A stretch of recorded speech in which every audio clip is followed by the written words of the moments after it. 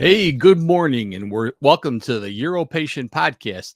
We got a special episode for you today. You might notice I got a different shirt on. Of course, hard to see with the microphone in my way, but it's our Blue Monday shirt because this we're going to be celebrating Prostate Cancer Awareness Month, and I thought I'd have an episode that kind of filled you in a little bit on prostate cancer awareness.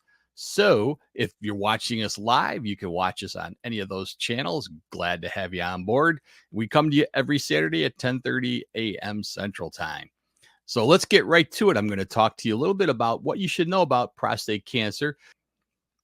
So it is Prostate Cancer Awareness Month and started September 1st, ends at the end of the month. What is prostate cancer? It's a form of cancer that develops in the prostate gland, which is that small walnut-sized gland that produces the fluid that comes out when you ejaculate. Early detection is what's crucial. So we observe it, as I mentioned, it's observed throughout the month of September. And the real aim of it is that it should help you to increase your awareness of prostate cancer and encourage people to get screened for it, most importantly. Statistics. Well, it's the second most common cancer in men worldwide. Early detection can lead to better treatment outcomes. And risk factors are age, family history, race, diet, etc. So how can you get involved in participating in Awareness Week? Well, you get screened. That's the most important thing. Annual screenings for prostate cancer, especially at the risk, and for patients that have had a family history that is early as 45 years of age or earlier sometimes. And normally we start in at 50 years of age for most men. And if you have prostate cancer, use social media to share your story. I think it's always best to do things as a shared group.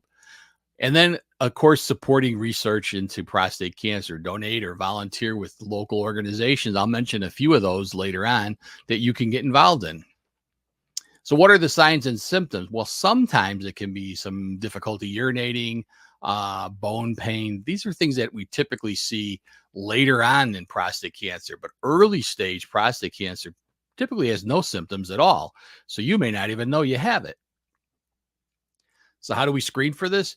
Well, the number one way we do it is with this test called the PSA, Prostate-Specific Antigen test.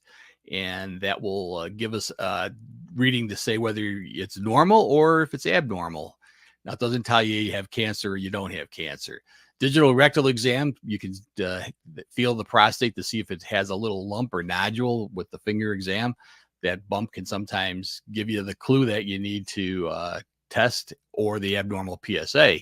Either one of those are abnormal. The next step typically is going to be a prostate biopsy. Now that's changed a little bit. There are some of these new biomarker tests that may be done to help distinguish which PSA elevations are high risk and which are low risk. We've talked about that before.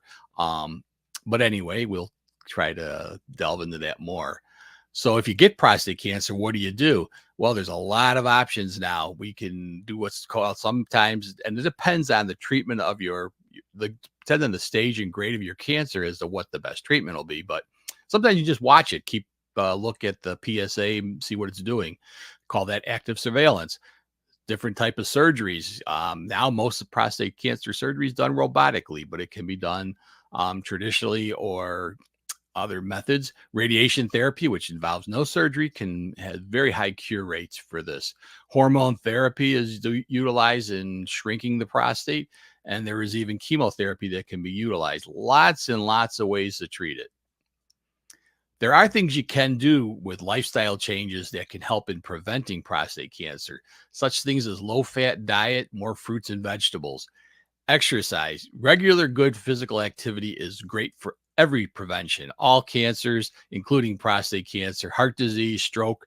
It's recommended that you should be getting at least 30 minutes of aerobic. Now, aerobic means you're getting your heart rate going faster.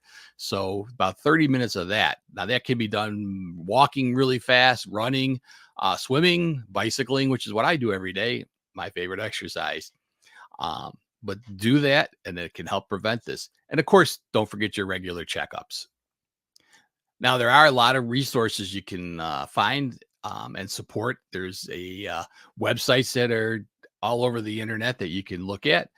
some local support groups, hotlines, and of course, your local urologist will have more information. And here's finally a list that I put together of some of the ones that I think are really good to look into if you're looking for a place. So, Prostate Cancer Foundation, Zero, the End of Prostate Cancer. I do a lot of work with the Zero group. The American Cancer Society, of course. Us Two International, nonprofit organizations, provides education for prostate cancer. The National Comprehensive Care Cancer Network, all types of cancer, and the Men's Health Network. All these are really good sources, and I recommend that you go ahead and check any of those out. Prostate cancer can be a curable disease. That's why we recommend early diagnosis and treatment of your prostate cancer. So don't be afraid to come in and get checked out. Make sure you have that check done every year. I've been having it since I turned 50. So it's important to do. And boy, I've seen a lot of friends, now my age that have come up to me and said, hey, I've got prostate cancer. What do you think I should do? And, they're always looking for some help. So lots of things out there to get help. And the UroPatient podcast, great place to check out every week to learn more about what you can do for your